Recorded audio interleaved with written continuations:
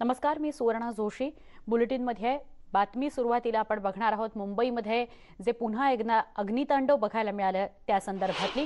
मुंबईच्या भांडूपमधील ड्रीम मॉलमध्ये 3ऱ्या मजल्यावर असलेल्या सनराइज कोविड रुग्णालयात भीषण आग लागली आहे. यामध्ये 2 जणांचा मृत्यू झालाय तर 76 जणांना सुरक्षित बाहेर काढण्यात यश आलेलं आहे.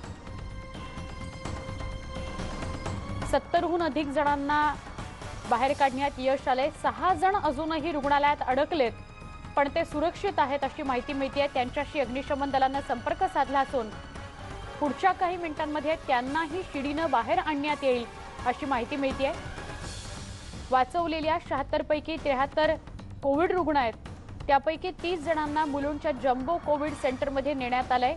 अन्य 43 रुग्णांना वेगवेगळ्या कोरोना सेंटर्समध्ये पाठवण्यात आलंय. मूळ मुद्दा असा की मॉलच्या 3ऱ्या मजल्यावर रुग्णालयाला परवानगी कशी मिळाली, संबंधित सगळ्या पालिका अधिकाऱ्यांवर कारवाई झालीच पाहिजे. महापौर किशोरी पेडणेकर यांनीही तशी मागणी केलेली आहे.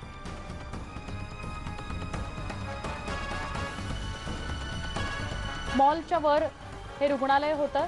या रुग्णालयामध्ये 70हून अधिक पेशंट्स होते. कोरोनाचं हे केंद्र होतं त्यामुळे कोरोनाचे सगळे पेशंट्स होते. त्यापैकी 72 ते 73 जणांना वाचवण्यात यश आलेलं आहे. 2 जणांचा मृत्यू झालाय आणि 6 जण मॉलमध्येच अडकलेत पण ते सुरक्षित आहेत. त्यांनाही पुढच्या काही मिनिटांमध्ये बाहेर काढलं जाईल असं कळतंय.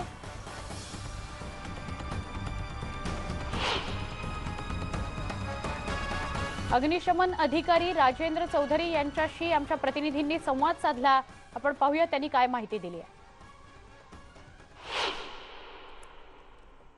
राइज अस्पताल है वो कब से यहाँ पर चल रहा है, लेकिन फायर ब्रिगेड ने पूरी काफी देर से मेहनत कर रही है और फायर बॉल काफी ज्यादा बड़ा है. यही वजह की जो फायर ब्रिगेड के सीनियर ऑफिसर्स है वो यहाँ पर मौजूद हैं और कोशिश की जा रही है कि जल्द से जल्द इस आग को बुझाया जा सके. लेकिन जो आग इतनी बड़ी लगी हुई है कि ये लेवल 4 की आग यहाँ पर पहुंच चुकी है. फायर ब्रिगेड की तकरीबन 20 से 25 गाड़ियां यहाँ पर मौजूद हैं. अगर हम कुछ अधिकारियों से बात करने की कोशिश करते हैं तो उनसे बात करते हैं. चौधरी सर, कितने लोग फंसे हुए हैं, कितने लोग को रेस्क्यू कराया है सर आपने अभी तक? देखिए, ये L4 कैटेगरी का फायर हुआ है. ये बहुत बड़ा फायर है. ये मॉल बिल्डिंग है. मॉल के 3rd फ्लोर पे एक हॉस्पिटल था. इसे हमारी जो जानकारी आई है उसके हिसाब से कोविड हॉस्पिटल था. इसमें कोविड का जनरल वार्ड और ICU वार्ड भी था. तो इसमें से हमारे जो प्रथम जानकारी उसके हिसाब से 78 पेशेंट जो थे ये फंसे थे. उनको हमने CDA के जरिए, हमारे लैडर के जरिए 72 लोगों को ऑलरेडी रेस्क्यू किया है और अभी 3rd फ्लोर पे कुछ लोग फंसे होने की आशंका है. हम उनको निकाल रहे हैं. हमने उनको ट्रेस कर लिया. हम उनको अभी रेस्क्यू कर रहे हैं. सर, ये 3rd फ्लोर में जो आप बात करें, क्या वो लोग हॉस्पिटल वाले फ्लोर पे हॉस्पिटल के अंदर फंसे हुए हैं? क्या वो मरीज हैं? वो हॉस्पिटल के अंदर है. वो हॉस्पिटल के अंदर थे, इसका मतलब मरीज ही होना चाहिए. अभी हम उनको लोकेट किया है और हम उनको रेस्क्यू कर रहे हैं. अभी सर, कितने लोग को रेस्क्यू किया सर आपने? काफी टफ ऑपरेशन था फायर ब्रिगेड के लिए. अभी तक हमने 72 लोगों को रेस्क्यू किया और ये 6 लोग वहाँ पे हमें अभी लोकेट हुए हैं. हम उनको 6 लोगों को 78 लोग हो जाएंगे टोटल. सर, कितनी फायर ब्रिगेड की गाड़ियाँ यहाँ पे मौजूद हैं, कितने ऑफिसर मौजूद हैं? L4 कैटेगरी का फायर हमने दिया है. इसमें 20 फायर इंजन, 16 टैंकर है, 3 ब्रीदिंग एपरेटस वैन है, 3 स्पेशल अप्लायंसेस है, बड़े पैमाने पे एम्बुलेंसेज है. हमारे चीफ फायर ऑफिसर भी साइड पे है यहाँ पे. हमारे एडिशनल म्युनिसिपल कमिश्नर काकानी साहब भी यहाँ पे आए थे. सर, लेकिन सबसे बड़ा फायर ब्रिगेड के लिए चैलेंज रहता है जब ग्लास पैकेट बिल्डिंग रहती है तो वहाँ पर रेस्क्यू करना, स्मोक काफी ज्यादा अंदर हो जाता है, स्मोक बाहर नहीं निकलता है. तो ये कितना बड़ा टफ है आप लोग के लिए? नहीं, देखिए कि ग्लास फसाड बिल्डिंग में भी कोई वेंटिलेशन के लिए सिस्टम होती है मगर वो वर्किंग होना चाहिए. अब ये जो इनका मॉल का जो सिस्टम था ये चल रहा था नहीं चल रहा था, इसका हम इंक्वायरी करेंगे और इसमें से क्या आगे निकल के आता है वो इंक्वायरी के बाद में मालूम पड़ेगा. सर, प्राइमरी फेसी क्या लग रहा है, आग क्या वजह होगी प्राइमरी फेसी आपकी इन्वेस्टिगेशन में? इसका इन्वेस्टिगेशन अभी हुआ नहीं है क्योंकि हम लोग फायर ब्रिगेड जब भी आते हैं तब अंगार लग चुकी होती है. तो इसको प्रॉपरली हम साइंटिफिकली इसको इवेल्युएट करेंगे, किस जगह से किस तरीके से अंगार लगी, ये सब चीज़ों का इसको इवेल्यूशन करके इसका इंक्वायरी पूरा करके क्या कॉस्ट था उसको डिराइव करेंगे हम लोग. सर, लास्ट क्वेश्चन, जो 6 लोग फंसे हुए हैं आप लोग बता रहे हैं अस्पताल के अंदर, क्या मतलब वो कम्युनिकेट कर रहे हैं आप लोग के साथ? नहीं, अभी फंसे नहीं है. हमने उनको सेफ जगह पे उनको ट्रांसपोर्ट किया है. वो हॉस्पिटल बिल्डिंग के अंदर थे 3rd फ्लोर पे. उनको हमने अभी वेंटिलेटेड जगह पे लाया और हम उनको नीचे ला रहे हैं और हम अभी उनको अस्पताल में लेके जाएंगे. सर, ये 6 लोग के फंसे होने के बाद पर मतलब ऑफिशियली कोई फिर अंदर फंसा नहीं रहे? नहीं, उसके बाद में भी पूरा सर्च करेंगे. अभी हमारा फायर फाइटिंग भी पूरे तरह जोरों से फायर फाइटिंग चल रहा है. अभी भी बिल्डिंग के अंदर सेंटर में फायर है. काफ़ी पैमाने पे, बड़े पैमाने पे स्मोक भी है, धुआं भी भरा है। ये सब पूरा हम करने बाद में पूरा फिर से मॉल को हम लोग इंस्पेक्शन करके हर कोई है कि इसके बारे में हम जानकारी लेंगे। पुलिस को भी बताया गया है कि कोई मिसिंग है क्या, उसके बारे में भी जानकारी लीजिए करके। सर लेकिन अभी जानकारी क्या मिली थी कि ये आग हॉस्पिटल के अंदर लगी या फिर मॉल के किसी और पे लगी? प्राइमरी फेस इन्फॉर्मेशन क्या मिली आप लोग को? मैंने आपको बताया ना, हम लोग अभी फिलहाल तो रेस्क्यू और फायर फाइटिंग में बिजी है। तो ये जो इन्वेस्टिगेशन का पार्ट होता है ये अंगार बुझने के बाद में का भाग है, उसके बाद में होगा वो। Okay, thank you so much sir. तो आप सुन सकते हैं कि जो fire brigade senior officer R Chaudhary हमारे साथ थे, उन्होंने पूरी जानकारी दी। और ये जो बड़ा अपडेट ये है कि 6 लोग अस्पताल के फ्लोर पर फंसे हुए हैं, उन्हें टेस्ट कर लिया गया है और टेस्ट करने के बाद उन्हें सुरक्षित जगह पे भेजा गया है। मैं अपने कैमरामैन कल्पेश से बोलूँगा तो एक बार आपको फिर से दिखाएंगे कि किस तरीके से ये बड़ा मॉल है। मॉल में तकरीबन 12:30 बजे के आसपास ये आग लगी थी और आग लगने के बाद जो सबसे बड़ा सवाल खड़े हो रहा था कि इस मॉल में आखिरकार कोविड हॉस्पिटल कैसे चल रहा था। ये बीएमसी भी सवाल खड़े कर रही है। बीएमसी की मेयर किशोरी पेडनेकर जो देर रात यहाँ पे आई थी, उन्होंने भी सवाल खड़े किए कि मॉल के अंदर कोई कोविड हॉस्पिटल कैसे चल सकता है। जो जानकारी मिल रही है कि इस अस्पताल में ही शॉर्ट सर्किट शुरू हुआ। शॉर्ट सर्किट की वजह से पूरे हॉस्पिटल में आग लगती है। ये आग धीरे धीरे पूरे मॉल में बढ़ती चली जाती है। सनराइज हॉस्पिटल है और पूरी घटना में 2 लोग की मौत। थेट जाऊया भांडुपला, ज्या ठिकाणी ही आग लागली त्या ठिकाणी आमच्या प्रतिनिधी प्रणाली कापसे उपस्थित आहेत। घटनास्थळावरून आपण त्यांच्याकडून अधिक जाणून घेऊया। प्रणाली, आता तुझ्यासमोर काय चित्र दिसतं? रात्री 12:30ला ही आग लागली, पण लेवल 4 ची ही आग आहे, काय अधिक सांगशील प्रणाली? सुवर्ण, आत्ता मी या मॉलचा जो फ्रंट गेट आहे त्या फ्रंट गेटवर आहे, जिथं आपण बघू शकतो ड्रीम्स मॉल असं लिहिलेलं आहे। पण या पहिल्या बाजूला अजूनही आपण आग मोठ्या प्रमाणावर बघू शकतो आहोत। आता जो छताचा भाग आहे तो कोसळायला लागलेला आहे। बरेचसे अग्निशमन दलाचे अधिकारी जे आहेत ते आतमध्ये होते आणि ते आगीवर नियंत्रण मिळवण्याचा प्रयत्न करत होते, परंतु आता मी तुला दाखवू शकते की कशा पद्धतीने जो छताचा भाग आहे, जो बऱ्याच वेळेला आपल्याला माहिती आहे की पुठ्ठ्याचा बनवलेला असतो, पीओपी असतो, तो सगळा भाग जो आहे आता खाली पडायला लागलेला आहे।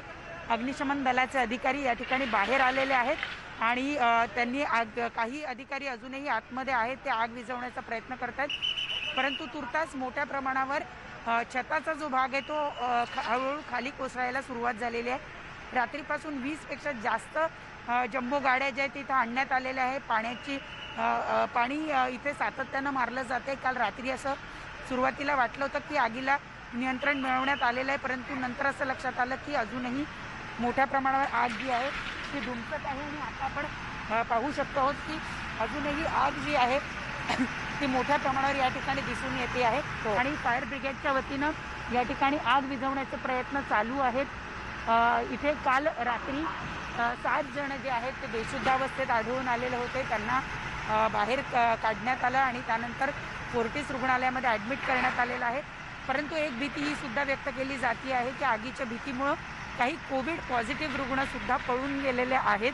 आता त्या सगळ्यांचा शोध घेण्याचं काम सुरू आहे। आपण पाहतोय आग अजूनही धुमसती आहे मोठ्या प्रमाणावर, कारण हा संपूर्ण मॉल जो आहे, मॉल हा कुठलाही बंद स्वरूपाचा मॉल असतो, बाहेरून त्याला वारे लागण्याची शक्यता कमी असते, त्यामुळे ही आग काल रात्रीपासून आतमध्ये धुमसत आहे आणि आता पण आपण पाहतोय की किती मोठ्या प्रमाणावर इथं आग विझवण्याचं काम सुरू आहे। त्यामुळे आग विझलेली आहे असं बिलकुल म्हणता येणार नाही। मोठ्या प्रमाणावर फायर ब्रिगेडचे अधिकारी इथे अजूनही पाणी मारतायत। काही अधिकारी आतमध्ये होते ते आता अधिकारी बाहेर येताना आपण पाहू शकतो आहोत, परंतु एक मोठा जीवाला धोका या ठिकाणी अजूनही आहे। हा मॉल जवळपास हळूहळू पूर्णपणे आगीच्या भक्षस्थानी पडताना आपण पाहतो आहोत। बरोबर, रात्रीपासून आग विझवण्याचं काम चालू आहे, परंतु ते अजूनही संपलेलं नाही। नक्की प्रणाली, या ठिकाणी बेशुद्धावस्थेत आढळले, त्यांच्या तब्येतीची अजून पुरेशी माहिती उपलब्ध होऊ शकलेली नाही। नक्की, पण साधारणपणे अशी जी माहिती मिळते की 78 रुग्ण होते आणि त्यापैकी 72 जणांना बाहेर काढण्यात यश आलंय, अजूनही 6 जण अडकलेत असं कळतं आहे। प्रणाली, मी आपल्याला विनंती करेन आपण अशा सोबत राहा। घटनास्थळावरूनच आपल्यासोबत आपले प्रतिनिधी विवेक गुप्ता सुद्धा आहेत। विवेक जी, आप क्या ताज़ा जानकारी बताओगे? ऐसे कहा गया था या बताया गया था कि 6 लोग अभी भी अंदर है, उनको बचाया गया है क्या? देखिए सुपर्णा, बिल्कुल सही कहा आपने। देखिए जिस तरह से हमने मुंबई फायर ब्रिगेड के जो सीनियर अधिकारी हैं एस चौधरी, उनसे बातचीत की थी, उन्होंने साफ तौर पर कहा था कि अस्पताल से 72 लोगों को सुरक्षित निकाला गया है, लेकिन अभी भी 6 लोग अंदर फंसे हुए हैं। उन्हें सुरक्षित स्थान पर मॉल में भेजा गया है, उन्हें बाहर निकालने की कोशिश की जा रही है। ये देखिए तस्वीर, मैं आपको सीधी तस्वीर दिखाना चाहूंगा कि जिस तरीके से फायर ब्रिगेड का पूरा ऑपरेशन चल रहा है, तो मॉल काफी बड़ा है सुपर्णा, इतना बड़ा मॉल है कि उसमें आग अलग अलग हिस्सों में लगातार लगती जा रही है, उससे कंट्रोल करना बहुत सबसे बड़ा चैलेंज है। देखिए सीधी तस्वीर में आपको दिखाऊंगा, जो फायर ब्रिगेड के अधिकारी अपनी पूरी कोशिश कर रहे हैं कि जो आग लगी हुई है वो किसी तरह से बुझाया जाए, और जो शीशे हैं, शीशे तोड़कर लोग जो अंदर फंसे हुए, कोशिश की जा रही है कि बाहर निकाला जाए। तो ये देख सकते हैं कि पूरा जो ऑपरेशन है फायर ब्रिगेड का, शीशे तोड़ रहे हैं। दूसरी तरफ अगर मैं अपने कैमरामैन कल्पेश से बोलूंगा, दूसरी तरफ देखिए किस तरह से आग बुझाने का काम वहाँ पे जारी है। तो जो लोग अंदर फंसे हुए हैं, हो सकता है कि धुएं की वजह से लोग अंदर फंसे हुए हैं, धुएं की वजह से लोग अंदर बेहोश हो गए हों, उन्हें बाहर निकालने की कोशिश की जा रही है। यही वजह है, आप देखिए किस तरीके से फायर ब्रिगेड के अधिकारी जो शीशे लगे हुए हैं, ग्लास फसाड पूरी बिल्डिंग है, उसे तोड़ रही है और अंदर जाने की कोशिश कर रही है, और ये जानने की कोशिश कर रही है कि कहीं लोग अंदर फंसे तो नहीं है।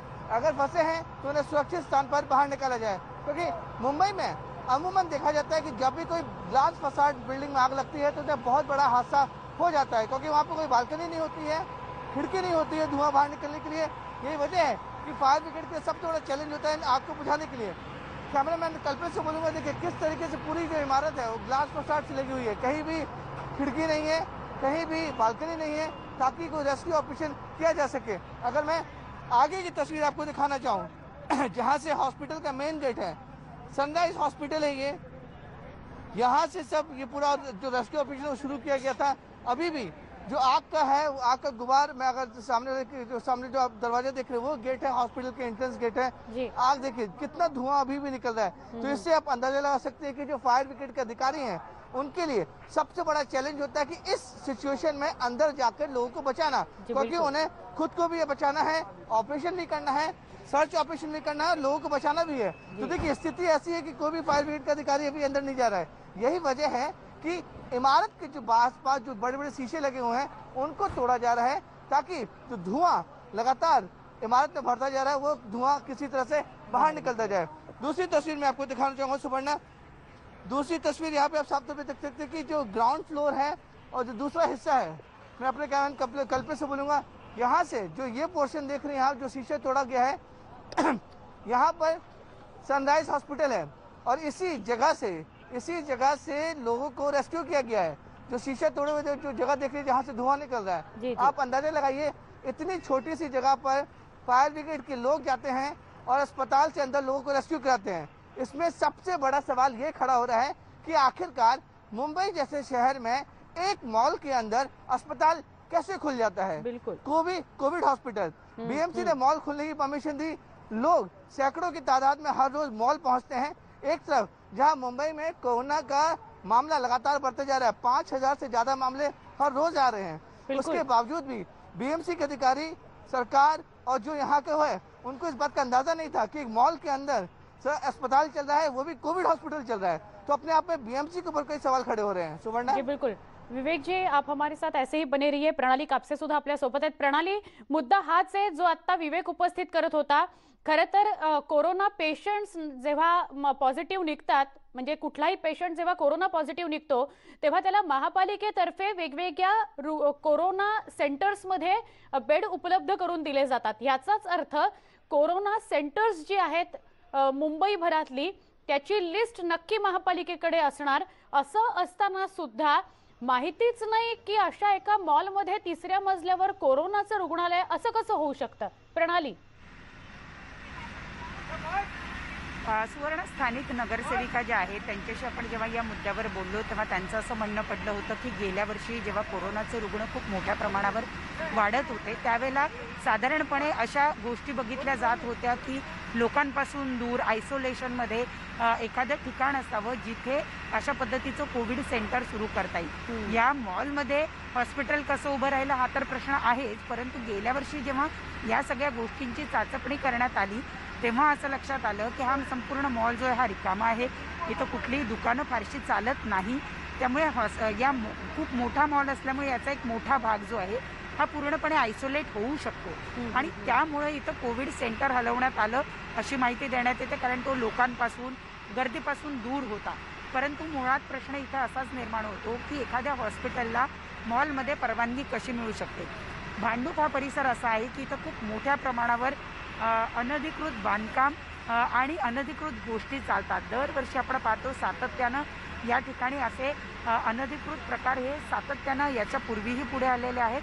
आता हा हॉस्पिटल एखाद्या मॉलमध्ये एखादं हॉस्पिटल असणं हाही त्यातलाच प्रकार आहे का हे बघावं लागेल. परंतु एवढं मात्र नक्की आहे की आसपासच्या परिसरामधले सगळेच मॉल हे जवळपास बंद स्वरूपात होते, कारण हे इथे फारसे चालत नाही. त्यामुळं कदाचित तिथं या हॉस्पिटलला परवानगी देण्यात आलेली होती आणि आयसोलेट असल्यामुळं इथं कोविड सेंटर सुरू करण्याला सुद्धा परवानगी देण्यात आली. परंतु ही परवानगी देत असताना नियमांचं पालन केलं गेलं आहे का, आता याची चाचपणी केली जाणार आहे. कारण मॉल हे पूर्ण बंद स्वरूपात असतात. अशा ठिकाणी व्हेंटिलेशनची सोय नसते, केवळ एसीच्या माध्यमातून इथं व्हेंटिलेशन होत असतं आणि त्यामुळे अशा ठिकाणी एखाद्या हॉस्पिटलला परवानगी दिली जाऊ शकते का, हा मोठा प्रश्न आहे.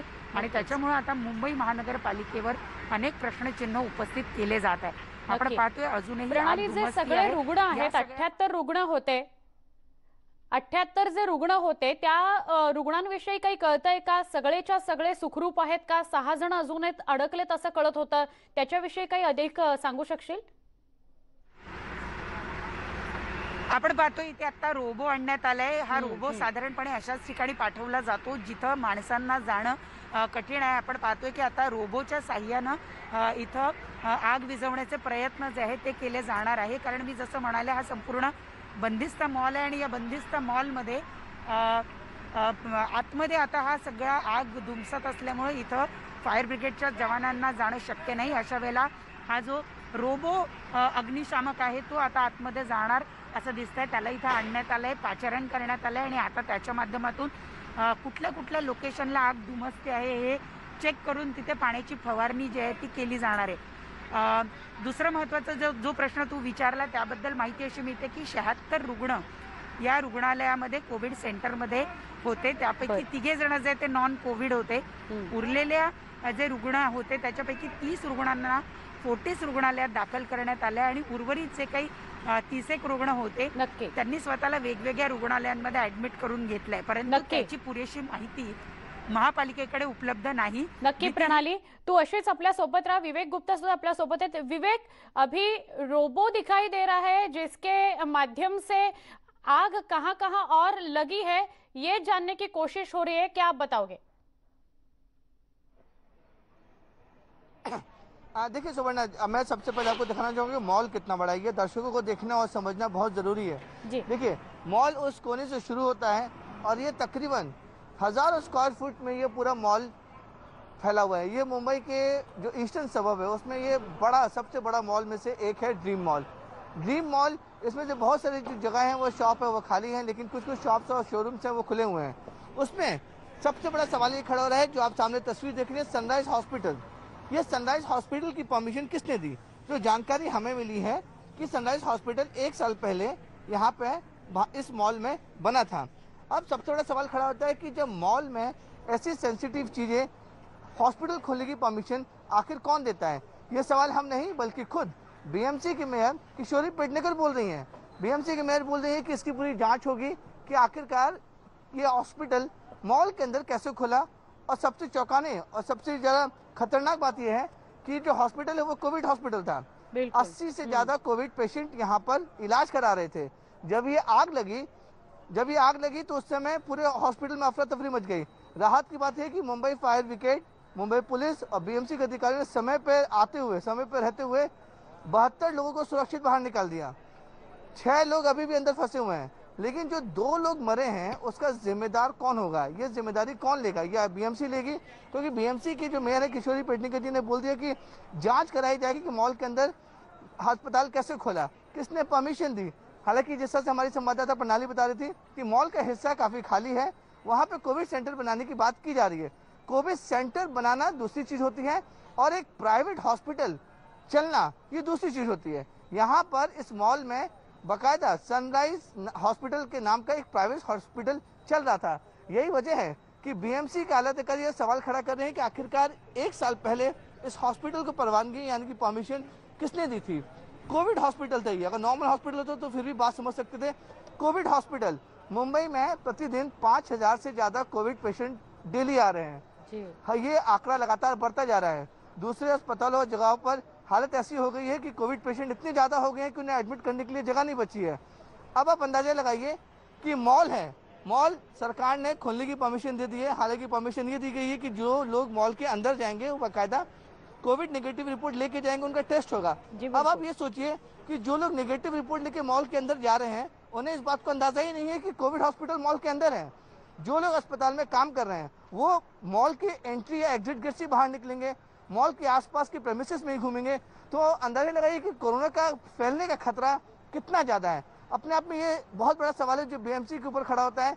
बीएमसी की जो मेयर है किशोरी पेडनेकर, वो भी बार बार बोल रहे कि हम जांच कराएंगे, लेकिन हर बार ये बीएमसी की जो जांच का वादा है वो हर एक घटना के बाद ही क्यों होता है। मुंबई में ऐसा नहीं हुआ है कि मुंबई में पहली बार आग लगी हो, पहली बार ग्लास फसाड बिल्डिंग में आग लगी हो। इससे पहले भी मुंबई में ग्लास फसाड बिल्डिंग में आग लगी है।